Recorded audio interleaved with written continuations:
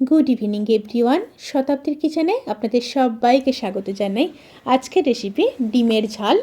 আপনারা যদি ডিমের একঘেয়ে ঝোল খেতে খেতে বোর হয়ে গেছেন তাহলে এই রেসিপিটি একদম আপনাদের জন্য। সম্পূর্ণ ভিন্ন স্বাদের একটি রেসিপি, যা একবার বানালে বারবার বানাবেন এই গ্যারান্টি আমি দিতে পারি। তাহলে চলুন শুরু করা যাক আজকের এই সহজ এবং সুস্বাদু রেসিপি। প্রথমে ডিমগুলোকে সেদ্ধ করে নেব। এবার কড়াইতে সর্ষের তেল দিয়ে দেব।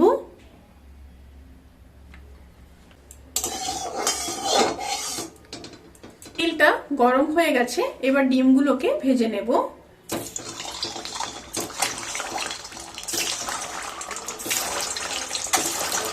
এবার পরিমাণ মতো লবণ দিয়ে দেব আর খুব সামান্য হলুদ দিয়ে দেব। দিয়ে ডিমগুলোকে হালকা ভেজে নেব। ডিমগুলো হালকা ভাজা হয়ে গেছে, এবার ডিমগুলোকে তুলে নেব।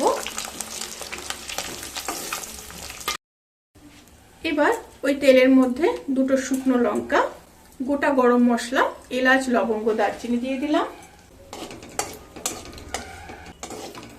তেল থেকে যখন সুন্দর একটা স্মেল বেরোতে শুরু করবে সেই সময় কেটে রাখা দুটো বড় সাইজের পেঁয়াজ দিয়ে দেব।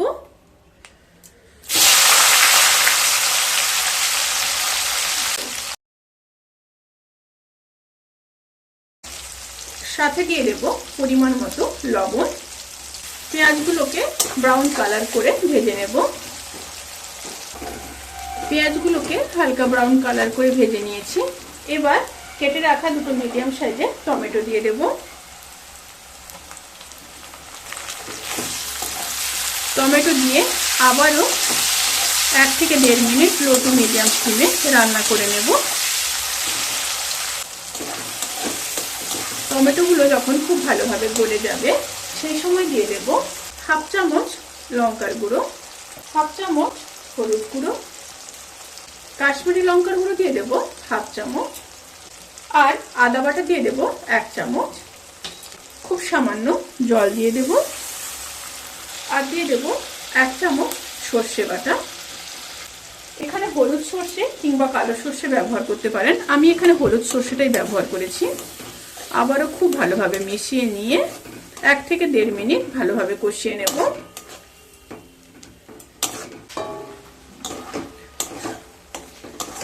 যখন মশলাগুলো খুব ভালোভাবে কষানো হয়ে যাবে তখন ভেজে রাখা ডিমগুলোকে দিয়ে দেব।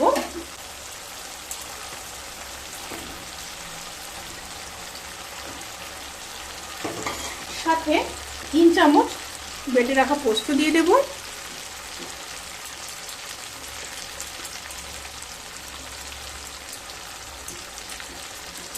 মশলা ধোয়া জলটাও দিয়ে দিলাম। দিয়ে আবারও 1 থেকে 1.5 মিনিট লো টু মিডিয়াম স্টিমে ভালোভাবে কষিয়ে নেব।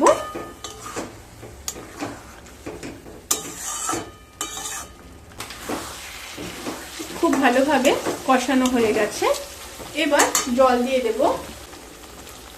এই রেসিপিটা কিন্তু একটু গা মাখা হবে।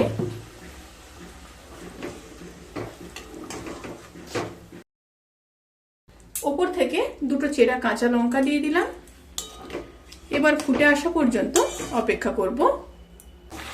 তরকারিটা ফুটে এসছে, এবার ঢাকা দিয়ে মিডিয়াম স্টিমে 5 মিনিট রান্না করে নেব।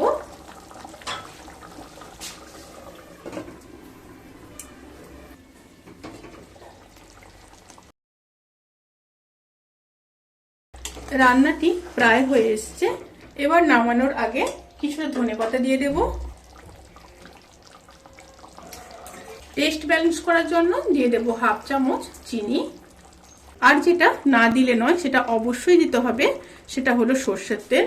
উপর থেকে কাঁচা সর্ষের তেল দিয়ে দেবেন। এবার খুব ভালোভাবে মিশিয়ে নেব।